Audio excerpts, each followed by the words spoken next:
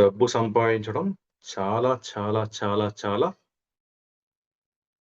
తేలిక. నేను చాలా, చాలా, చాలా తేలిగ్గా డబ్బు సంపాదిస్తాను. అదేంటి సార్ డబ్బు సంపాదించడం తేలిక ఎందుకవుతుంది అని మీ మైండ్ చెప్తుంది. ఎందుకంటే మీ మైండ్‌ని ప్రోగ్రామ్ చేశారు. మీ మైండ్‌ని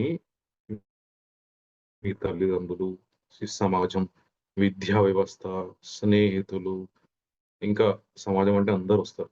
అందరూ మీ యొక్క మైండ్‌ని ప్రోగ్రామ్ చేసేసావు. ప్రోగ్రామ్ చేయడం అంటే ఏంటి? ఈ ప్రోగ్రామ్ ఏంటి సార్ అసలు? ప్రోగ్రామ్ అంటున్నారు నేను. అర్థమైతలేదు. అంటే ప్రోగ్రామ్ అంటే ఇప్పుడు పిల్లాడున్నాడు. పిల్లాడు పుట్టినాక ఏం చేస్తాడు? పాలు తాగుతాడు. పాలే కదా తాగేది. పాలు మాత్రమే తాగుతా ఉంటాడు. లిక్విడే తీసుకుంటా ఉంటాడు. ద్రవ పదార్థాన్ని మాత్రమే తీసుకుంటూ ఉంటాడు. అయితే మనం ఏం ప్రోగ్రామ్ చేస్తాం? నువ్వు ద్రవ పదార్థాన్ని మానేసేయాలి. ఘన పదార్థాన్ని తినాలని మెల్లిమెల్లిగా ప్రోగ్రామ్ చేస్తాం. అంటే అలవాటు చేస్తాం. మరి మనం తినే ఆహారం ఏ ఆహారం తిన్నా అది ద్రవ పదార్థంగా మారే కదా శరీరానికి అందుతుంది. మరి మనం ద్రవ పదార్థమే తీసుకుంటే బాగుంటుందిగా అన్న ఆలోచన ఎవ్వరికీ రాదు. ఎందుకంటే అంత స్ట్రాంగ్‌గా ప్రోగ్రామింగ్ జరిగింది అందరికి. అలాగే డబ్బు సంపాదించడం చాలా తేలిక అన్న పదాన్ని వినడానికి గూడా ఇష్టపడరు. అంతగా ప్రోగ్రామింగ్ చేశారు అందరికి. అయితే ఈ ప్రోగ్రామింగ్ అనేది ఏ స్థాయిలో ఉంది అనంటే, మన కళ్ళ ముందు తేలిగ్గా డబ్బులు సంపాదించే వాళ్ళు మనకు కనిపించినా సరే, ఏమంటామంటే, అది వాడి అదృష్టం, వాడేదో జన్మలో చేసుకున్న పుణ్యం అని అంటాం కానీ, మనం అటువైపుగా ప్రయత్నాలు చేయం.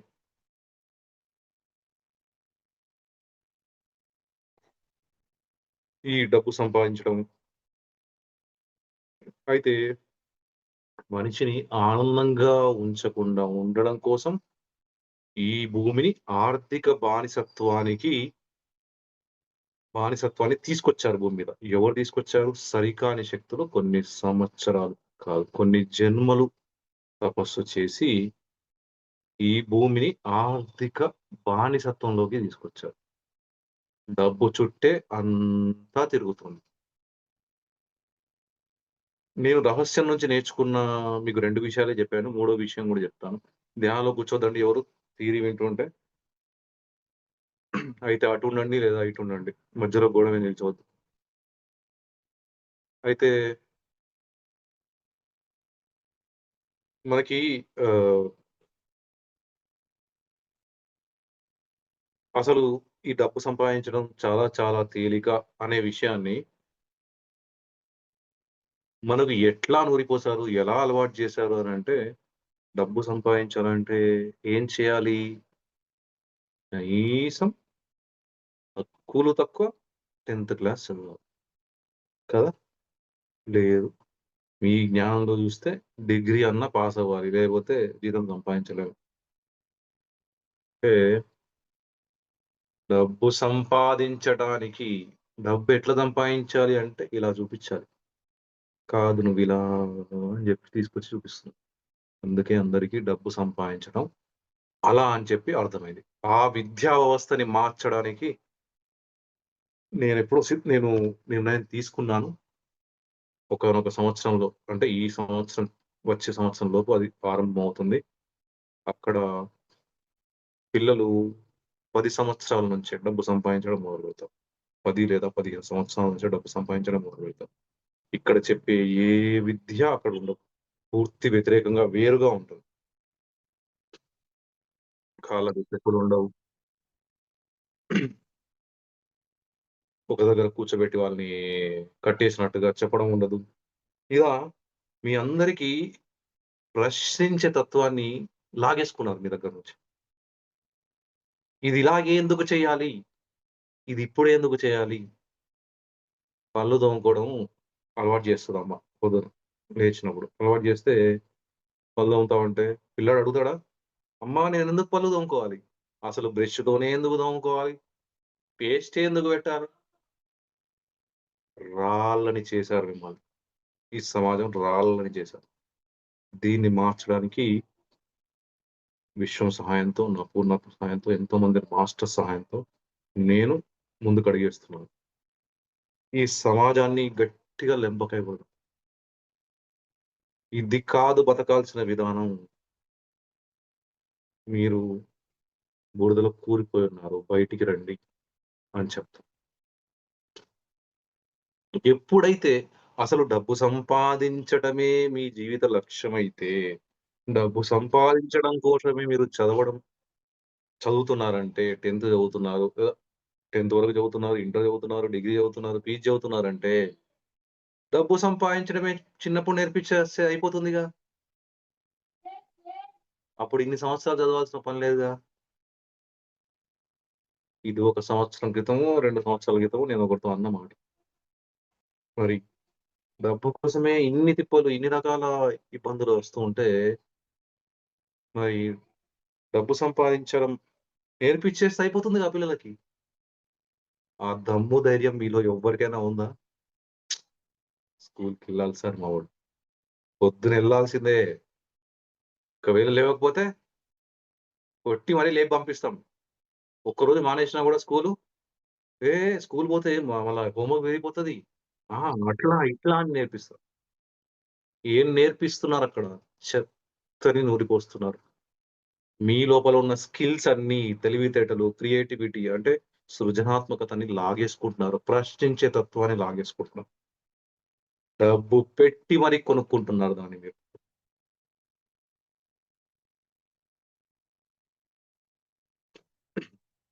ఇదంతా గూడా బ్రిటిష్ పరిపాలనలో జరిగిన విషయం. తర్వాత ముస్లిమ్స్ పరిపాలనలో గూడా జరిగిన విషయం. ఎందుకు మనిషిని బానిస చేయకూడదు. స్వేచ్ఛగా ఉంచకూడదు. మీకు రహస్యంలో నేను చెప్పాను. 2 రహస్యం పుస్తకం నుంచి 2 విషయాలు నేను పాటిస్తానండి. ఇంకో విషయం చెప్పడం మర్చిపోయాను. మూడో విషయం గూడా పాటిస్తాను. మొదటి విషయం ఏంటి? నువ్వేదిస్తే అది తిరిగొస్తుంది. నేను మీ అందరికీ నా దగ్గరున్న జ్ఞానాన్ని ఇస్తూ వచ్చాను. నా జ్ఞానం పెరుగుతూ వచ్చింది. 2 నీ దృష్టి ఎటువైపుంటే సృష్టి అటువైపు జరుగుతుంది. నా దృష్టంతా ఆధ్యాత్మికత మీద ఉంది. అలాగే అందరికి సహాయం చేయడంలోనే ఉంది. అందువల్ల అన్ని రకాలుగా మీ అందరిని అర్థం చేసుకుంటూ, అన్ని రకాల వర్క్‌షాప్‌లు పెట్టుకుంటూ రావడం జరిగింది. మూడోదేంటి అంటే కృతజ్ఞతా భావం. మీ జీవితంలో కృతజ్ఞత ఉంటే మీరు చాలా వాటిని ఆకర్షిస్తారు. కృతజ్ఞత లేకపోతే చాలా విషయాలు మీకు దూరంగా వెళ్తాయి. అసలు డబ్బే మనని శాసిస్తోంది. డబ్బే మన జీవితంలో ముఖ్య భాగం అయినప్పుడు, డబ్బుకెప్పుడన్నా కృతజ్ఞత చెప్పామా? నా క్లాస్‌కొచ్చిన వాళ్ళు కాకుండా, సంపద క్లాస్‌కొచ్చిన వాళ్ళు కాకుండా వేరే వాళ్ళు ఎప్పుడైనా చెప్పారా? లేదు. ఎందుకు? డబ్బే ఉంది సార్ ఉట్టి కాగితమే. డబ్బుకేం చెప్తాం సార్? డబ్బు మనిషి కంటే చెప్తాం గానీ, డబ్బుకు థాంక్ యూ చెప్పడం ఏంటి సార్ మీరు? ఏం మాట్లాడుతున్నావు? అని మీరు అనుకోవచ్చు.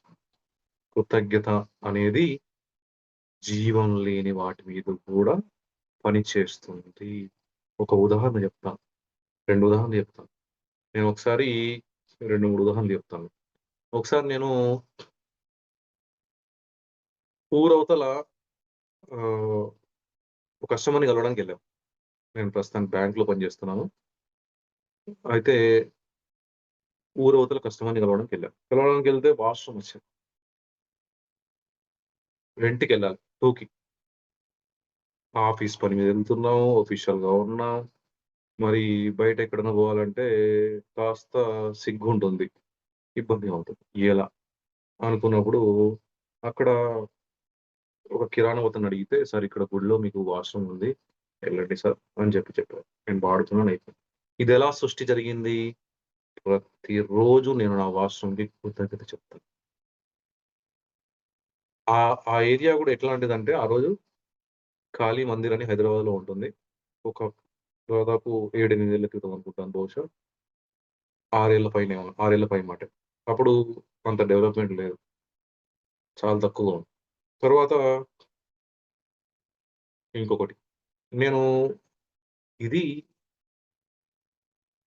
8 ఏళ్ల క్రితం ముచ్చట. ఇప్పుడు చెప్పింది 6 ఏళ్ల క్రితంది. 8 ఏళ్ల క్రితం మొదటి సంఘటన. నేను బండి తీస్తున్నాను. వెళ్తూ ఉంటే ఇంటి ఓనరు సరే ఇంటి ఓనర్ వాళ్ళ అబ్బాయి అడిగాడు. "అన్న నాకు రోడ్ వరకు లిఫ్ట్ ఇవ్వవా?" అంటే సరే అని ఎక్కాను. ఎక్కేసినాక బండి స్టార్ట్ చేశాను. స్టార్ట్ చేసి బండి తీసుకొని ముందుకెళ్తూ ఉంటే ఆయన చెప్పాడు. "అన్నా మీరు బండి స్టార్ట్ చేస్తే ఓడకిక్కు స్టార్ట్ అయితది. మీరు బండి వేరే వాళ్ళకిస్తే వాళ్ళు 3, 4 కిక్కులు కొడితే గాని స్టార్ట్ అవ్వదు. ఎందుకన్నా?" అని అడిగాడు. నేను గమనించలేదు ఆ విషయం. నాకు కూడా తెలీదు. ఏంటా అని గుర్తు తెచ్చుకుంటే అప్పుడు నాకు గుర్తొచ్చింది. నేను రోజు కృతజ్ఞత చెప్తాను. ఎందుకంటే నా ఇంటి నుంచి నేను రోడ్డు మీదకెళ్ళాలంటే, బస్సు కోసం ఎళ్ళాలంటే కూడా దాదాపు 1 కిలోమీటర్ నడవాలి. ఆ కిలోమీటర్ నడవడంలో శారీరక శ్రమ, సమయం గూడా సద్వినియోగం అవ్వదు. మరి అది నాకు మిగిలిచ్చేస్తుంది మొదటిది. రెండోది మా ఇంటి నుంచి మరి ఆఫీస్ వరకెళ్ళాలంటే బస్‌లో ఎళ్ళితే చాలా సమయం పడుతుంది. బైక్ మీదెళ్తే తొందరగా ఎళ్ళవచ్చు. సౌకర్యంగా ఎళ్ళవచ్చు. అంత సౌకర్యాన్ని నా బైక్ ఇస్తుంది నాకు. ఎందుకు నేను నా బైక్ కృతజ్ఞత చెప్పకూడదు? అలాగే ఇంకోసారి బండి వర్షంలో తడుస్తుంది. బయట పెట్టేసాను. భారీ వర్షం. అప్పుడు పెట్రోల్ బండియే. భారీ వర్షం. అయితే ఆ భారీ వర్షంలో తడుస్తుంది. ఇంక ఎళ్లి నేను తీసుకురాలేక తగ్గేదాకా చూసాను వర్షం. కొంచెం తగ్గినాక ఎళ్ళాను. ఏ బండైనా వర్షంలో తగ్గితే స్టార్ట్ అవుతుందా అండి? వర్షంలో తడిస్తే స్టార్ట్ అవుతుందా? అయితే బండికి క్షమాపణ చెప్పాను. క్షమించు నేను మర్చిపోయాను నిన్ను ఇక్కడ వదిలేసి మరి బండి లోపల పెట్టాలి గదా! లోపల పెట్టాలంటే బండి నడపాలి, ఎక్కిచ్చాలి. కొంచెం ఎత్తుంది బాగా. ఆహ్, స్టార్ట్ చేస్తేనే కొంచెం ఈజీగెళ్తది. కాబట్టి క్షమాపణ జెప్పాను. క్షమించు నేను మర్చిపోయాను నిన్ను ఇక్కడ పెట్టి ఏమనుకోవద్దు. మళ్ళీ జరగకుండా చూసుకుంటాను అని హృదయపూర్వకంగా క్షమాపణ అడిగాను. క్షమాపణ అడిగి బండి తీసి కిక్ స్టార్ట్ జేశాను. ఒకటే కిక్‌కి బండి కిక్ స్టార్ట్ అయింది. ఒకటే కిక్‌కి. కృతజ్ఞతా భావం యొక్క శక్తి అది. తరువాత ఈ డబ్బుకు సంబంధించిన వర్క్‌షాపు మొదలుపెట్టడానికి ముందు 'శీఘ్రమేవ సంపద ప్రాప్తవస్తు' అనే వర్క్‌షాపు మొదలుపెట్టడానికి ముందు ఒకావిడ నాకు ఫోను జేసి, "సార్ మా స్కూల్ వాళ్ళు డబ్బులివ్వట్లేదు సార్. డబ్బులు వాళ్ళ దగ్గరే అంటే జీతం ఇవ్వట్లేదు. జీతం ఉంచుకుంటున్నారు. టైంకి ఇవ్వట్లేదు. టైంకి ఇవ్వాలి. నాకు జీతం టైంకి రావాలి. ఎప్పటికప్పుడు మీరు నాకు సహాయం చేయండి. ఏదన్నా చెప్పండి సార్ ఏం జేయాలో చెప్పండి" అంటే అప్పుడు మొదటిసారి ఈ డబ్బుకు సంబంధించిన ప్రయోగం చేయడం జరిగింది. అప్పుడు ఆ డబ్బుకు సంబంధించిన ప్రయోగం చేశాక ఓహ్! సూపర్. హ్మ్. డబ్బుకు సంబంధించిన ప్రయోగం చేశాక ఆవిడకి వారం రోజుల్లోనే డబ్బులు మొత్తం వచ్చేసాయి. అప్పుడు నిర్ణయం తీసుకోవడం జరిగింది. డబ్బుకు సంబంధించిన వర్క్ షాప్ గూడా చెయ్యాలి అని. మీ అందరి కోసం అంటే మీ వైపు నుంచి ఆలోచిస్తూ అన్ని రకాల వర్క్ షాప్‌లు చేస్తూ వచ్చాం. శీఘ్రమే సంపద ప్రాప్తిరస్తు, శీఘ్రమే కళ్యాణ ప్రాప్తిరస్తు, శీఘ్రమేవ సంపూర్ణ ఆరోగ్యం ప్రాప్తిరస్తు, అన్యోన్య దాంపత్యం, నెలసరి సమస్య పరిష్కారం, తర్వాత అంతులేని ఆనందం, అంతులేని ప్రశాంతత, సబ్‌కాన్షియస్ మైండ్ రీప్రోగ్రామింగ్ ఇంకా ఏవో ఉన్నాయి కొన్ని. ఉన్నట్టున్నాయి గుర్తులేవు. ఇవన్నీ గూడా మీ సమస్యని మీకు ఇలాంటి రకాల సమస్యలుంటాయి అని ఆలోచించి అవన్నీ జోడించి విడివిడిగా క్లాసులు చేస్తూ, విడివిడిగా వర్క్‌షాపులు పెడుతూ, విడివిడిగా గ్రూపులు పెడుతూ చేసుకుంటూ రావడం జరిగింది.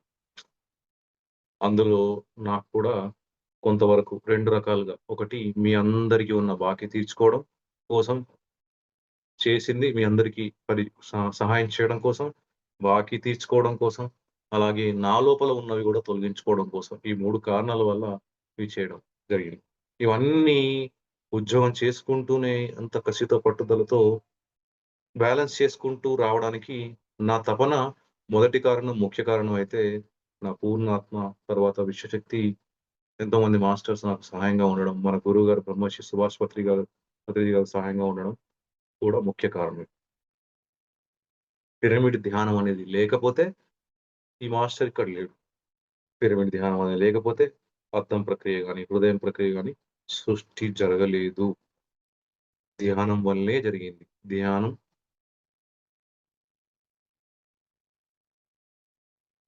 ధ్యానంలో ఎవరైనా కూర్చుంటే ధ్యానంలో కూర్చోద్దండి మాస్టర్స్. థియరీ చెప్తున్నప్పుడు థియరీ వినండి. ధ్యానం చేసేటప్పుడు ధ్యానం చేయండి. దేనికదే. ఓకే. అయితే మరి కృతజ్ఞత భావంతో డబ్బుకు లేము మనం. మనం సొంతింట్లో ఉంటే సొంతింటికి కృతజ్ఞత చెప్పాలి. మన ఫ్యాన్‌లు బాగా పనిచేస్తే ఫ్యాన్‌లకు కృతజ్ఞత చెప్పాలి. లైట్లు బాగా పనిచేస్తే లైట్‌లకు కృతజ్ఞత చెప్పాలి. ఇంట్లో ఎప్పుడూ కరెంట్ ఉంటుంది అనంటే కరెంట్‌కి విద్యుత్ ప్రవాహానికి కృతజ్ఞత చెప్పాలి.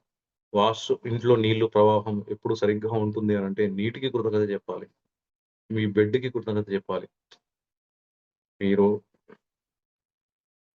అగ్నిదేవుడికి వంట వండుకోవడానికి ఉపయోగపడే అగ్నిదేవుడికి, స్టవ్‌కి, గ్యాస్ సిలిండర్‌కి, మీరు వాడే అన్ని వస్తువులకి, మీ జీవితంలో ఉన్న స్నేహితులకి, బంధువులకి అందరికీ కృతజ్ఞత చెప్పాలి కదా! అన్నిటికి కృతజ్ఞతలు జెప్పాలి. మరి ఇవన్నిటికి కృతజ్ఞతలు జెప్తున్నాం గదా! మనుషులకి, వస్తువులకి అన్నిటికి కృతజ్ఞతలు జెప్తున్నాం గదా! మరి వీటికి మూలం ఎక్కడుంది? మీ మీకు ఇల్లు ఉండడానికి కారణం ఏంటి? ఎవరు? మీకు ఫ్యాన్ ఇంట్లో ఉండడానికి కారణం ఏంటి? లైట్ ఉండడానికి కారణం ఏంటి? విద్యుత్ కరెక్ట్‌గా ప్రవాహం జరగడానికి కారణం ఏంటి? ఇవన్నింటికి కారణం ఏంటి? అంటే డబ్బు. డబ్బు లేకుండా మీకు ఇల్లెక్కడిది? డబ్బు లేకుండా మంచి వాష్‌రూమ్ ఉన్న ఇల్లు మీరెక్కడ తీసుకుంటారు? డబ్బు లేకుండా ఇల్లెక్కడ కడతారు? డబ్బు లేకుండా బట్టలెక్కడేసుకుంటారు? డబ్బు లేకుండా ఇవన్నీ పనులు జరగవు కదా! మరి. భగవంతుడికి కృతజ్ఞత చెబుతున్నారు. మరి డబ్బుకెందుకు చెప్పడం లేదు?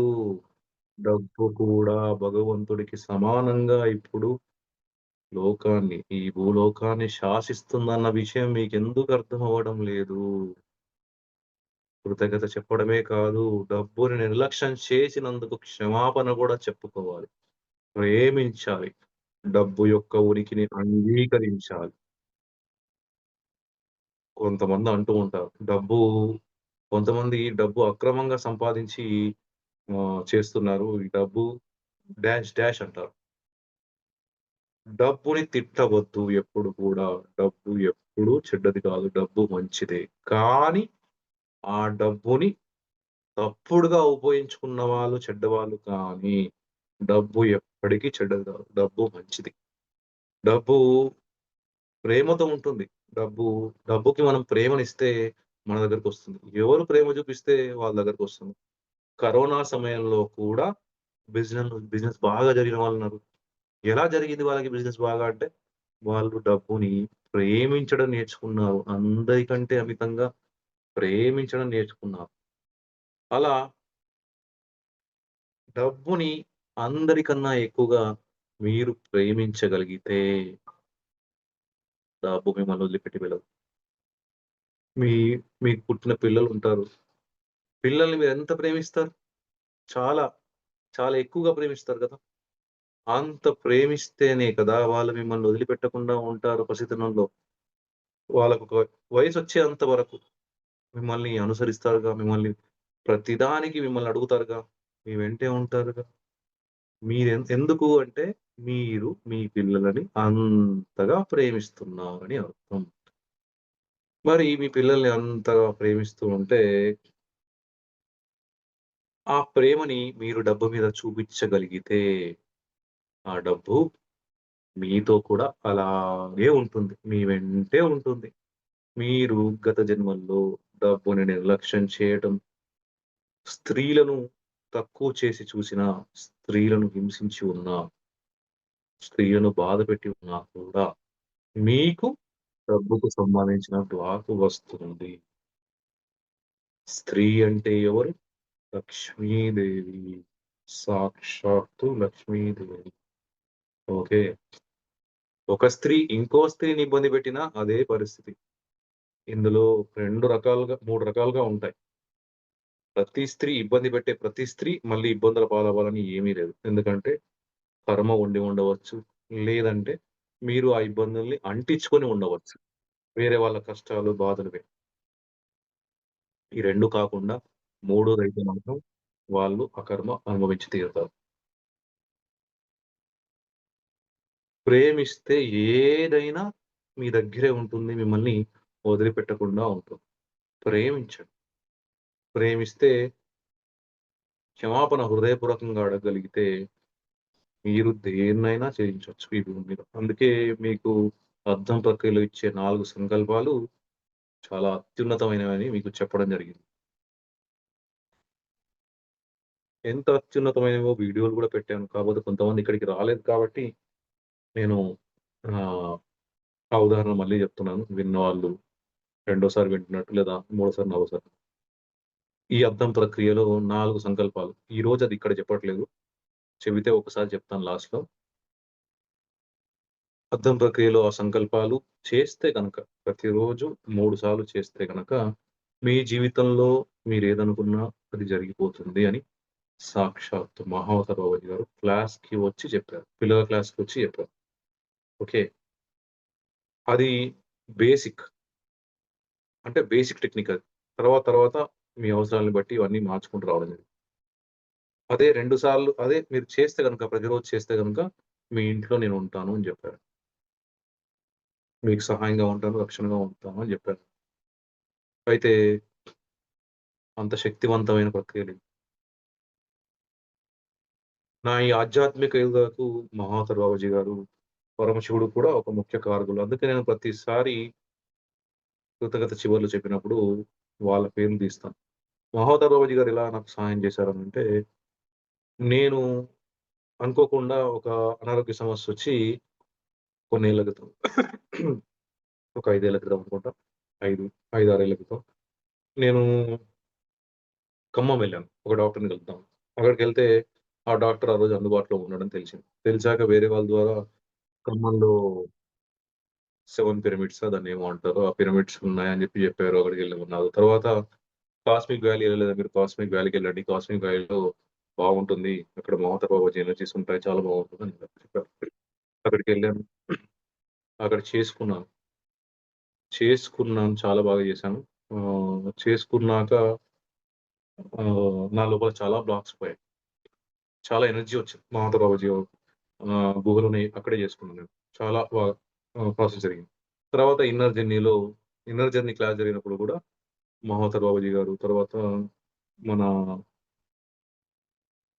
పరమశివుడు మనకి కింది లోకాలతో ఉన్న కనెక్షన్‌ని కట్ చేయడం జరిగింది. కింది లోకాలతో కనెక్షన్ ఉంటే గనక ఏమవుతుందనంటే పదే పదే మనం ఆహ్, ఆనందానికి దూరంగా వెళ్తూ ఉండే అవకాశం ఉంటుంది. ఆ ప్రాసెస్ చేయించారు. అలా అంటే తెలిసి చేయించారు. తెలియకుండా ఎంతో సహాయం చేసుంటారు. అందుకే వాళ్ళకెప్పుడు నేను కృతజ్ఞత చెబుతూ ఉంటాను. కృతజ్ఞతతో ఉంటే గనక మీరు మీ జీవితాన్ని అద్భుతంగా మార్చుకోవచ్చు. ఈ కృతజ్ఞత భావన విషయంలోనే త్వరలో ఒక సెపరేట్ గ్రూపు ఇప్పుడు మిగతా అన్ని గ్రూప్స్ తీసేసి కేవలం మేబీ అంతులేని ఆనందం, అంతులేని ప్రశాంతత గ్రూప్ మాత్రమే ఉంచే అవకాశం ఉంది. దాంతో పాటుగా ఒకటి గ్రాటిట్యూడ్ గ్రూప్ అని ఒకటి పెట్టే ఆలోచన ఉంది. ఇది ఒక వారం క్రితం వచ్చిన ఆలోచన. నాతో వద్దామనుకున్న వాళ్ళంతా గూడా ఒకానొక రోజు కలిసి మనకు సహాయంగా ఉన్న ప్రతి సంస్థకెళ్ళి కృతజ్ఞత చెప్తాం. ఉదాహరణకి మునిసిపాలిటీ, విద్యుత్ విభాగం ఇలా ప్రతి సంస్థకెళ్ళి కృతజ్ఞత చెప్తాం. వాళ్ళంతా సరిగ్గా పనిచేస్తున్నారు కాబట్టే మనకన్ని సౌకర్యాలు అందుతున్నాయి. ఆ విషయం గురించి. తర్వాత ఈ కృతజ్ఞత భావం, క్షమాపణ ఎలా ఉండాలి అనంటే ఎంతకాలం చేయాలి అనంటే హృదయపూర్వకంగా ఉండాలి. ఎంతకాలం చేయాలంటే జీవితాంతం చేయాల్సిందే డబ్బుకి. ఎందుకు? డబ్బు ఎప్ ప్రతిరోజు మనం ఖర్చు పెడుతూనే ఉంటాం. అందరికీ మొన్న సబ్‌కాన్షియస్ మైండ్ క్లాస్ హాజరవ్వలేదు చాలామంది. అందులో హాజరైన వాళ్ళకి కొంతవరకు తెలిగిపోయి ఉంటుంది. బ్లాక్స్. అందువలన వాళ్ళు తెలుసుకుంటారు. ఏది చేయాలి, ఏది చేయకూడదు ఏంటి అని. అది హాజరవ్వని వాళ్ళకి ఇంకా తెలీదు. అది మళ్ళీ ఎప్పుడన్నా జరిగితే జరగొచ్చు. అయితే అందువల్ల మీరు ఈ కృతజ్ఞత భావాన్ని అలవాటు చేసుకోవాలి. ప్రతిరోజు చెప్పాలి. ఎన్నో రకాలుగా ఇతరుల నుంచి మీరు ఇతరుల జీవితంలో సమృద్ధి లేని తత్వాన్ని అంటే వాళ్ళ ఇంట్లో అన్నీ ఉన్నాయి. ఉల్టా చెప్తున్నాను. వాళ్ళ ఇల్లుని చూసి, వాళ్ళ పరిస్థితులు, వాళ్ళ ఇంట్లో వాళ్ళకి కావాల్సినవన్నీ వాళ్ళకి లభిస్తున్నాయి. వాళ్ళ జీవితంలో ఏదనుకుంటే అది లభిస్తుంది. అంటే ఉల్టా చెప్తున్నా మీకు. అలాంటి వాళ్ళను చూసి మీరు అంటించుకొనుంటారు. అలా కూడా మీ జీవితంలోకి ధనం రాకుండా ఉంటుంది. డబ్బు విషయాన్ని ఎప్పుడూ డబ్బుని తక్కువ చేసి మాట్లాడొద్దు. తిట్టవద్దు. డబ్బుని ప్రశంసించాలి. డబ్బు నువ్వొక అద్భుతం ఈ భూమి మీద. సమస్త ప్రజానీకాన్ని శాసిస్తున్నావు, నడిపిస్తున్నావు, సహాయం చేస్తున్నావు అని. మనకి విమర్శించడం అనేది బాగా అలవాటైపోయింది. మనకి గాదు, మీకు. నేను ప్రశంసిస్తానంతే. అయితే విమర్శని తీసేసి ప్రశంసని బెట్టుకోవాలి. ప్రతి మనిషిని ప్రశంసించాలి. ప్రతి వ్యక్తిని ప్రశంసించాలి. ప్రతి వస్తువుని ప్రశంసించాలి. అలాగే ప్రతి వ్యక్తిని దీవించాలి. ప్రతి మనిషిని దీవించాలి. దీనికి సంబంధించి గూడా సెపరేట్‌గా ఒక వర్క్‌షాప్ గూడా చేద్దాం తర్వాత. దీని తర్వాత జరిగే వర్క్‌షాప్‌లో మిమ్మల్ని అంటే ఇప్పుడు అలా వచ్చిన మెసేజ్ నిన్న మొన్న వచ్చిన మెసేజ్ చెప్తున్నాను. అది మారితే మారవచ్చు. విశ్వంతో మిమ్మల్ని కనెక్ట్ చేయడానికి, మీకొచ్చిన అడ్డంకుల్ని పక్కకు జరపడానికి, మీ పూర్ణాత్మతో మీకున్న కనెక్షన్స్ తొలగించడానికి, అలాగే మీకు అందరూ ఎల్లప్పుడూ సహాయం చేయడానికి. వీటికి సంబంధించి సంకల్పాలు ప్లస్ థియరీ అంతా గూడా మీకు నెక్స్ట్ వర్క్‌షాప్‌లో జరగొచ్చు. అది ఎప్పుడో తెలీదు. ఈ వర్క్‌షాపు మీరందరూ బలంగా కోరుకున్నారు. ఇలాంటిది కావాలని అనుకున్నారు కాబట్టి ఈరోజు జరుగుతుంది. అసలు ఈరోజు జరిగే అవకాశమే లేదు వాస్తవానికి. ఇది నిర్ణయం ఒక 2 రోజుల ముందు జరిగిందంతే. అది కూడా వేరే పనులు క్యాన్సెల్ అవ్వడం వల్ల, వేరే పనులు వాయిదా పడడం వల్ల ఈ పని ఇది జరిగింది. ఈ వర్క్‌షాప్ జరుగుతుంది. ఈ వర్క్‌షాప్ నిర్ణయించడం జరిగింది. అయితే మరి మీరు ఆహ్, డబ్బు వాడకుండా దాదాపుగా ఒక్కరోజు కూడా ఉండలేరు. డబ్బుతో పని లేకుండా ఒక్కరోజు కూడా ఉండలేరు. ఉండలేనప్పుడు ఉండగలిగితే మంచిది. ఉండగలం కూడా కొన్నిసార్లు. ఆల్రెడీ అన్ని సౌకర్యాలు ఏర్పరచుకొనున్నాం కాబట్టి డబ్బు ఖర్చు పెట్టకుండా ఉండగలం. అయితే ఆ డబ్బు పట్ల మీరు ఎంత కృతజ్ఞత భావంతో ఉండాలి మరి. ప్రతిరోజు డబ్బుకి వీలైనంత ఎక్కువ సార్లు క్షమాపణ జెప్పాలి. కృతజ్ఞతలు జెప్పాలి. అప్పుడు ఆ డబ్బు మిమ్మల్ని వదిలిపెట్టకుండా ఉంటుంది. మీరు మీ బాబు దగ్గరకొస్తే పసిపిల్లాడుగా ఉన్నప్పుడు కాస్త కొంచెం పెద్దవాడైనా సరే ఏం జేస్తారు? దగ్గర తీసుకొని హగ్ చేసుకొని ముద్దిస్తారా లేదా? డబ్బుకెప్పుడన్నా ముద్దు పెట్టారా? డబ్బుకి ముద్దు పెట్టలేను సార్. మరి డబ్బు మిమ్మల్ని నడిపిస్తుంది గదా! బాబుని, పాపని ముద్దు పెట్టుకుంటే వాళ్ళెంత హ్యాపీగా ఫీలయితారు. డబ్బు కూడా అంతే. డబ్బుని హగ్ చేసుకోండి. డబ్బుని ఒక మనిషిలాగా ట్రీట్ చేసి ప్రేమను పంచండి. అప్పుడు డబ్బు మిమ్మల్ని వదిలిపెట్టెళ్ళదు. అలవాటు చేసుకోండి. మనకు ఎన్నో రకాల సరికాని అలవాట్లు అంటే మంచి అలవాట్లు మనకి చేయలేదు. తల్లిదండ్రులు చేయలేదు, సమాజం చేయలేదు. లేదనంటే తాత ముత్తాతలు గూడా చేయలేదు. కొన్ని జేశారు కొంతమంది, కొంతమందికి జరగలేదు. చాలా మందికి మంచి అలవాట్లు అందలేదు. ఇక నుంచి రోజు ఒక అలవాటు చేసుకోండి. డబ్బుకి కృతజ్ఞత చెప్పండి. క్షమాపణ జెప్పండి. అలాగే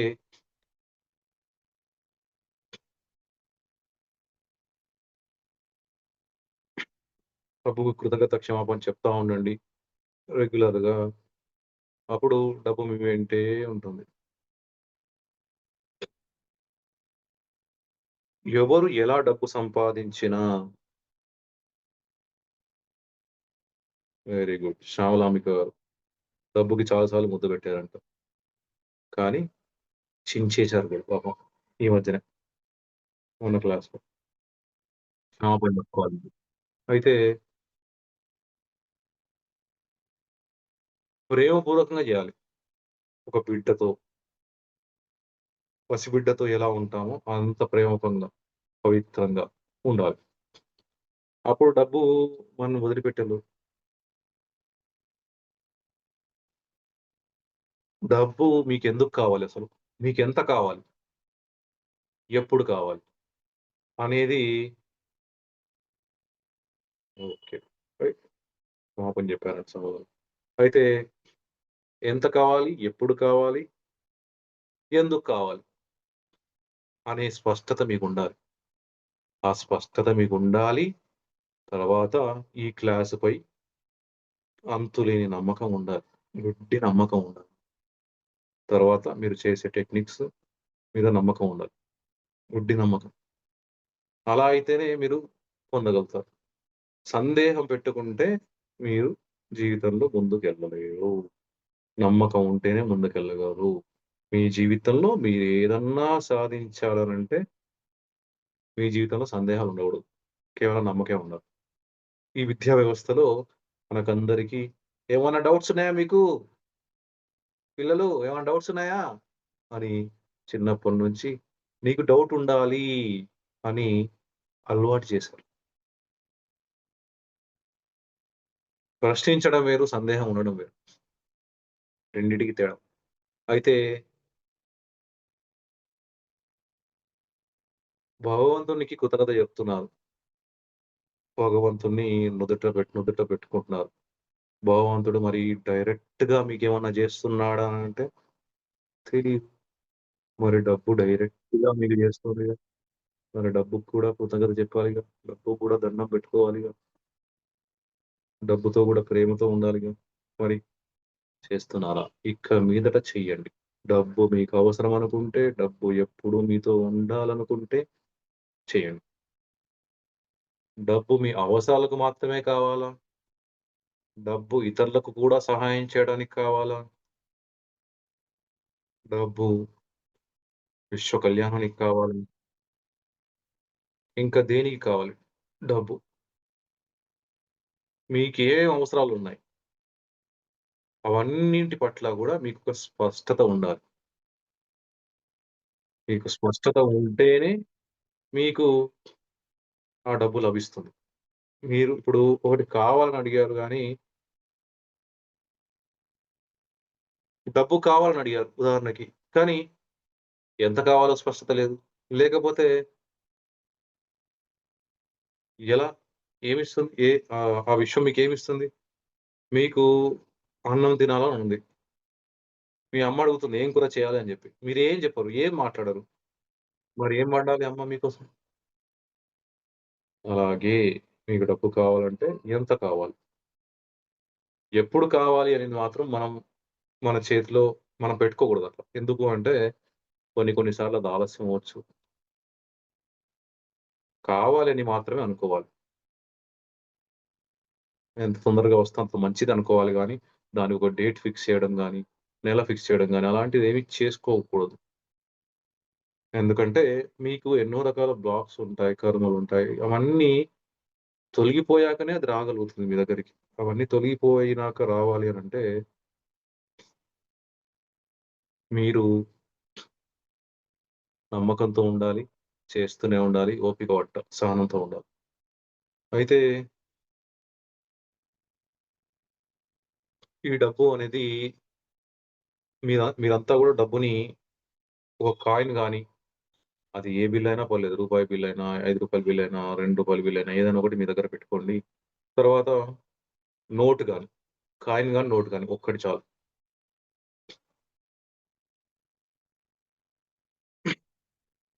డబ్బుకు సంబంధించి ఇంకొంచెం సమాచారం. మరి డబ్బు ఈ భూమండలాన్ని శాసిస్తుంది కదా! మిమ్మల్ని ఆనందంగా ఉంచకుంటేనే ఈ భూమిని ఎదగడానికి అడ్డుపడుతున్న సరికాని శక్తులకు లాభం. మీరు ఆనందంగా ఉండకపోతేనే. అందుకేం చేస్తాయి అవి? మిమ్మల్ని మీ ఆరోగ్యాన్ని తీసుకుంటాయి. మిమ్మల్ని శాసించి మీ ఆనందాన్ని శాసించే విషయాలేంటి? మీ మనశ్శాంతి, మానసిక ఆరోగ్యం, శారీరక ఆరోగ్యం, తర్వాత డబ్బు. ఈ మూడింటిని మీ దగ్గర నుంచి లాక్కోవడానికి అన్ని రకాలుగా ప్రయత్నాలు జరుగుతా ఉంటాయి. డబ్బుని ఏ విధంగా లాక్కుంటుంది అంటే, మీకు గేమ్స్ ఆడితే డబ్బులొస్తాయి, చాలా డబ్బులొస్తాయని గేమ్స్ దాంట్లోకి దించేస్తారు. సరికాని గేమ్స్ ఆడొద్దు, గేమ్స్ ద్వారా డబ్బులొస్తాయంటే నమ్మొద్దు. దాని జోలికి అస్సలు వెళ్ళవద్దు. ఆన్‌లైన్ గేమ్స్, ఆన్‌లైన్ గేమ్స్ ద్వారా డబ్బులొస్తాయని బెట్టింగ్ అని, అవ్వని అట్లాంటియేవి చేయొద్దండి దయచేసి. తర్వాత మీ డబ్బుని ఇంకా ఏ విధంగా లాక్కోవచ్చు? డబ్బుంటే ప్రశాంతంగా ఉంటారుగా, ఆనందంగా ఉంటారుగా. డబ్బు మీ దగ్గర లేకపోతేనేగా మిమ్మల్ని ఇబ్బంది పెట్టగలిగేది అని డబ్బుని ఈఎంఐల రూపంలో నువ్వు మొబైల్ ఫోన్ గావాలా నీకు? ఈఎంఐ. ఇల్లు గావాలా నీకు? ఈఎంఐ. కారు గావాలా నీకు? ఈఎంఐ. బంగారం గావాలా నీకు? ఈఎంఐ. ఏది గావాలన్నా నువ్వు ఈఎంఐ బెట్టుకోవచ్చు అని మీకు ఎవ్రీ మంత్ ఇన్‌స్టాల్‌మెంట్ అనేదాన్ని అలవాటు చేశారు బ్యాంక్ వాళ్ళు. బ్యాంక్ వాళ్ళ ద్వారా. ఈ భూమి మీదున్న అన్నింటికన్నా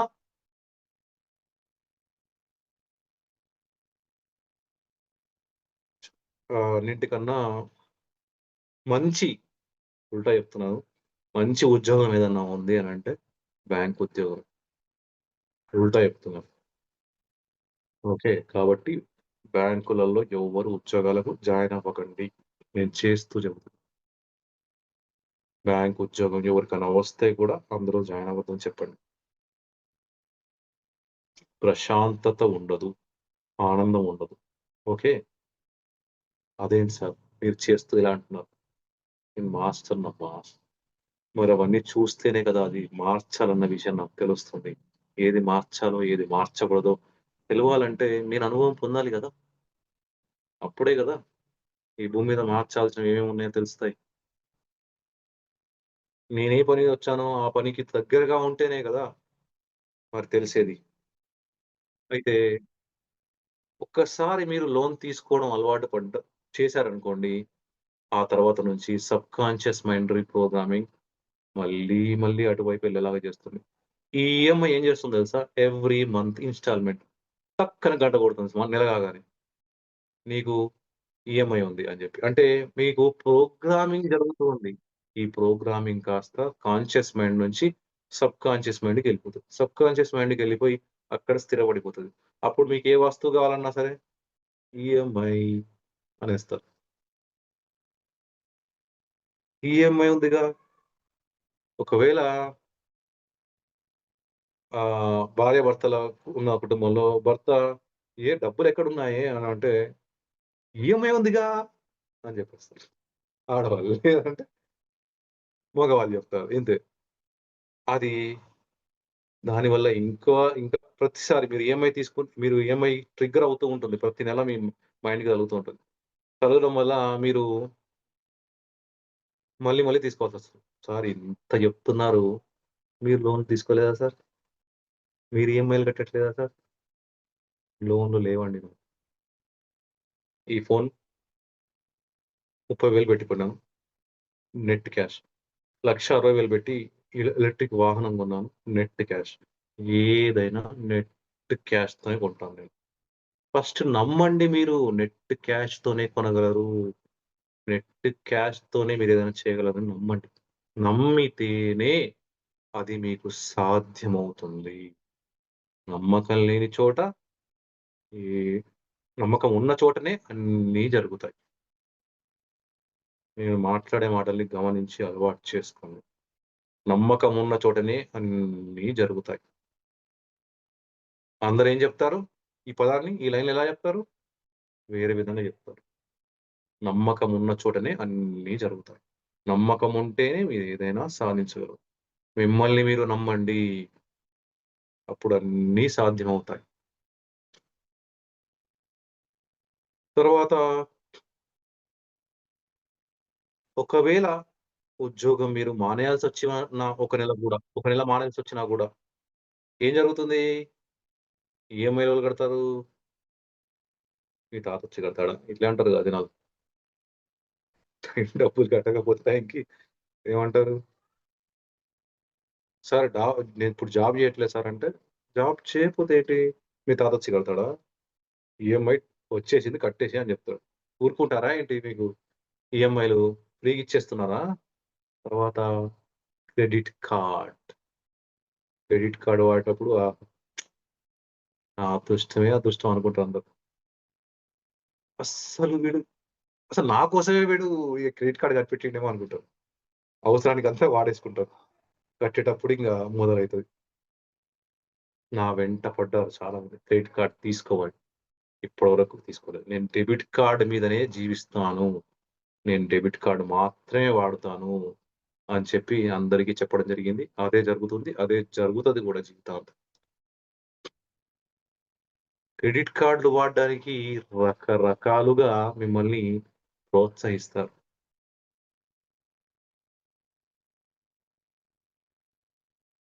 హాస్పిటల్‌లో వర్క్ చేయొచ్చని అడుగుతున్నారు.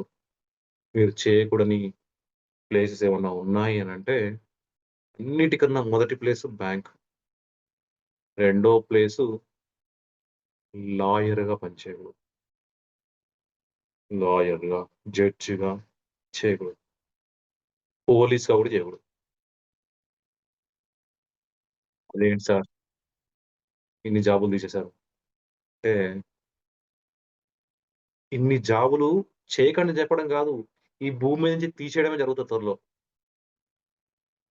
ఎందుకు?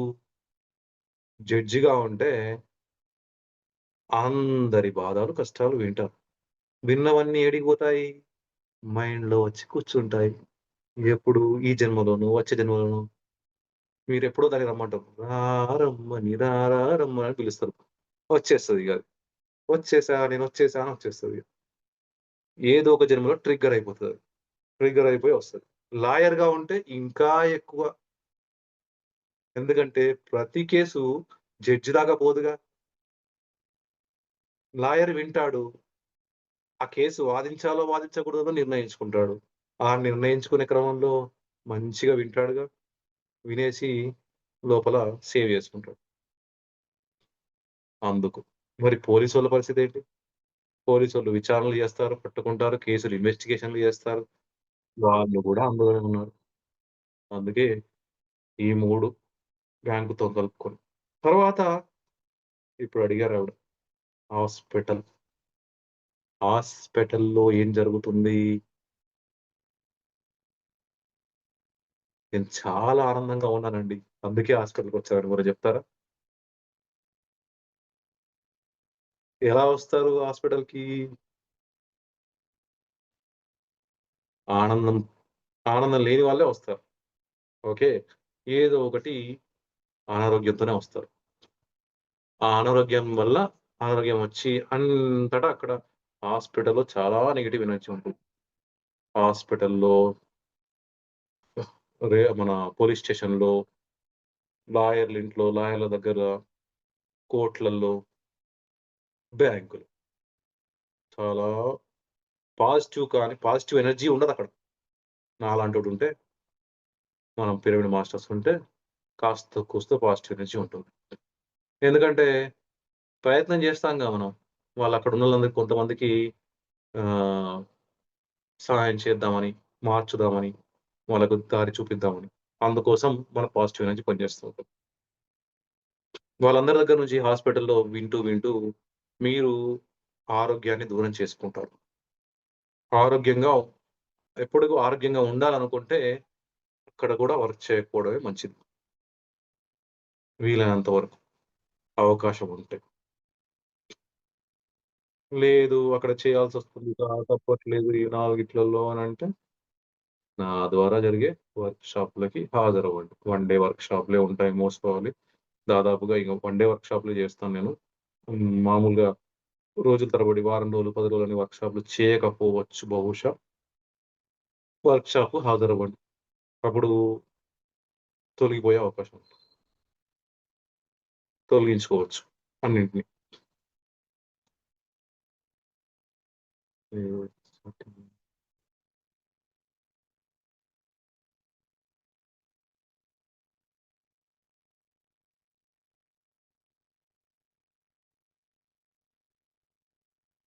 ఎంత పిరమిడ్ మాస్టర్‌లు ఎక్కడున్నా సరే, వాళ్ళు ఇప్పుడు నేను బ్యాంకింగ్‌లో ఉండి ప్రశాంతంగా ఉన్నాను అనుకుంటున్నారా?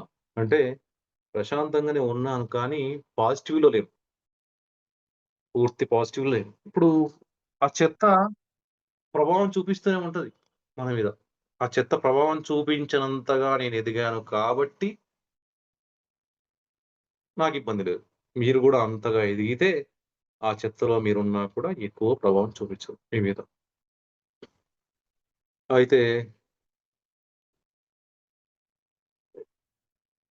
అందుకే మీ అందరికీ మీ భర్తలు అలాంటి ఉద్యోగాల్లో ఉంటే వేరే ఉద్యోగం వాళ్ళకు రావాలని, ప్రశాంతంగా ఉండాలని కోరుకోండి. మీ భార్యలు ఉన్నా, మీ ఇంట్లో వాళ్ళు పిల్లలు ఉన్నా సరే అలాంటివి వదిలేసి మంచి ఉద్యోగంలోకి, ప్రశాంతంగా ఉండే ఉద్యోగంలోకి రావాలని సంకల్పం చేయండి. సాధ్యమవుతుంది. అదేంటి సార్ ఇన్ని సంవత్సరాల అనుభవం ఉంది కదా! ఇందులో ఎక్కడికెళ్ళినా అనుభవం అడుగుతారు కదా! మరి అనంటే అది మీ నమ్మక వ్యవస్థ. మీరు అనుభవం లేకుండా మిమ్మల్ని తీసుకుంటారు. మీకు ఉద్యోగం వస్తుందని మీరు నమ్మితే వస్తుంది.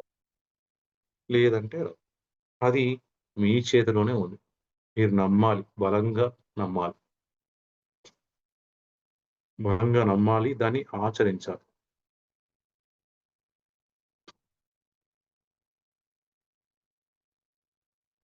ఇప్పుడు మనం అద్దం ప్రక్రియ చేద్దాం. అద్దం తీసుకోండి మాస్టర్. ఇప్పుడు మీ భర్త పోలీస్‌గా ఉన్నాడనుకోండి. లేదా మీ భార్య పోలీస్‌గా ఉన్నారు. మీ పిల్లలు పోలీస్ జాబ్ చేస్తున్నారు. లేదా లాయర్ ఇవన్నిటిలో ఏదైనా జాబ్ చేస్తున్నారు. వీటికన్నా మంచి జాబ్ ఏదుంది అని వెతకండి ఫస్ట్. ఊరికేనే మొదలు డిసైడ్ అవ్వద్దు. ఏదుంది అనేది ఆప్షన్స్ రాసుకోండి పేపర్ మీద. ఆప్షన్స్ రాసుకోండి. బాగా రాసుకొని తర్వాత నిర్ణయించండి. అయితే నేను పోలీస్ జాబ్ చేస్తూ, లాయర్ జాబ్ చేస్తూ వచ్చే డబ్బుతోని విశ్వ కళ్యాణం చేస్తాను అనంటే, మీరు ప్రశాంతంగా ఉంటే కదా విశ్వ కళ్యాణం చేసేది. మీరు ఆనందంగా ఉంటే కదా చేసేది. ఆ ఆనందం, ప్రశాంతత మీ జీవితంలోకి రాకుండా అడ్డుకుంటుందది. అయినా సరిపోదు. ఎందుకు సరిపోదనంటే, ఇప్పుడు మీరు విశ్వ కళ్యాణం చేస్తే మీ లోపలవన్నీ క్లియర్‌గా కావు గదా! విశ్వ కళ్యాణం ద్వారా జరిగే క్లీనింగ్ వేరే ఉంటుంది. స్వయంగా మీకు మీరు చేసుకునే క్లీనింగ్ వేరుగా ఉంటుంది. ఓకే.